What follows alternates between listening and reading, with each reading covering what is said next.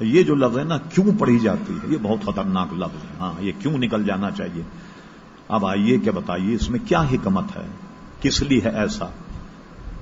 آپ کو تعجب ہوگا کہ مسائل کی کتاب میں یہ بات لکھی ہے. سب حضرات آپ اس کو ذہن میں رکھیں. بچے کے کان میں اذان اور اقامت کہنے میں اگر دیر لگے تو بچہ ایک مرگی کی بیماری ہے اس کا شکار ہو جاتا. اور ایک قول یہ ہے کہ مرگی کی جو بیماری ہے شیطان کے وجہ سے یہ بیماری پیدا ہوتی ہے.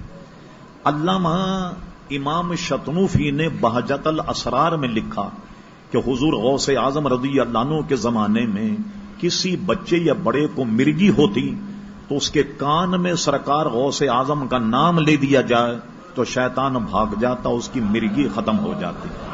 اب کیا کیا جائے؟ بچہ جیسی پیدا نہلانے دھلانے کے مرحلے فارغ ہونے کے بعد جو بھی کوئی دیندار آدمی ہو فوراً اس کے دہنے کان میں اذان کہے اور بائیں کان میں اقامت، تو وہ شیطان کے وسوسے سے بچ جاتا ہے.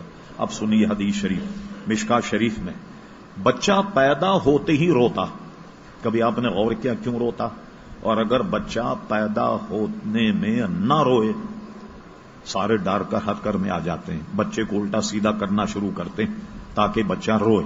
اس لیے کہ بچے کا پیدا ہوتے ہی رونا اس بات کی دلیل ہوتی ہے کہ نارمل پیدا ہوا. اب پوچھ لیں ڈاکٹر، کوئی بچہ پیدا ہونے کے بعد روئی نہیں، وہ نارمل نہیں ہوتا، کچھ نہ کچھ خرابی اس میں ضرور ہوتی. ٹھیک، یہ تو طبی مسئلہ.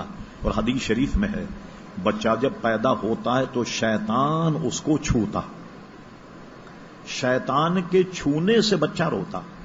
ٹھیک، اب جب غسل ہو جائے بچے کو، پاکی حاصل ہو جائے، بغیر کسی تاخیر کے اس کے دہنے کان میں اذان کہی جائے اور بائیں کان میں اقامت. اس کو بھی علماء نے لکھا کہ 7 مرتبہ اذان کہی جائے، 6 مرتبہ اقامت کہی جائے، ایک مرتبہ بھی کہہ دیں تو یہ ضرورت جو ہے یہ پوری ہو جائے گی.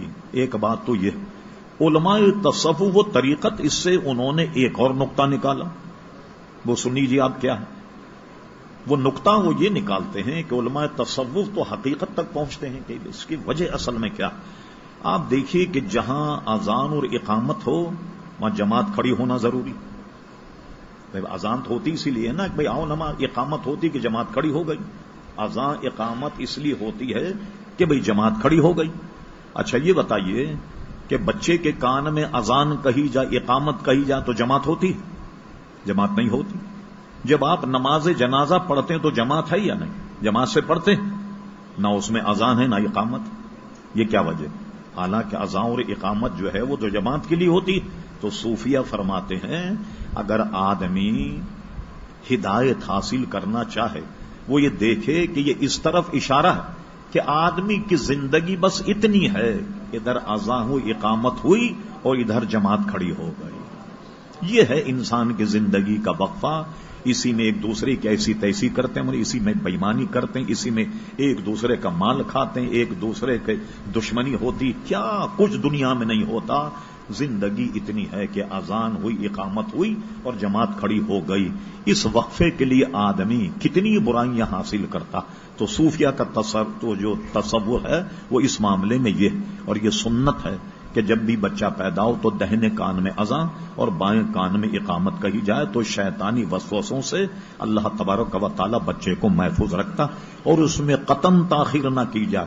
جی فلاں صاحب آئیں گے تو اذان ہوگی، وہ آ رہے ہیں 3 دن کے بعد، وہ 2 دن کے بعد، کوئی دیندار آدمی اذان کہہ دے چپ چاپ. اب وہ اذان کس طرح سے کان میں اس کے اذان کہتے ہیں. بعض لوگ میں نے دیکھا جیسے مسجد میں اذان کہتے ہیں، بچے کو سامنے کھڑا انگلی کان میں ڈال کر کے اذان کہتے ہیں. بھائی اذان نماز کی نہیں ہے، تو بچے کے کان میں چپ چاپ سے اذان کہہ دو اور ایک کان میں اقامت کہہ دو، یہ شرعی ضرورت پوری ہو جائے گی.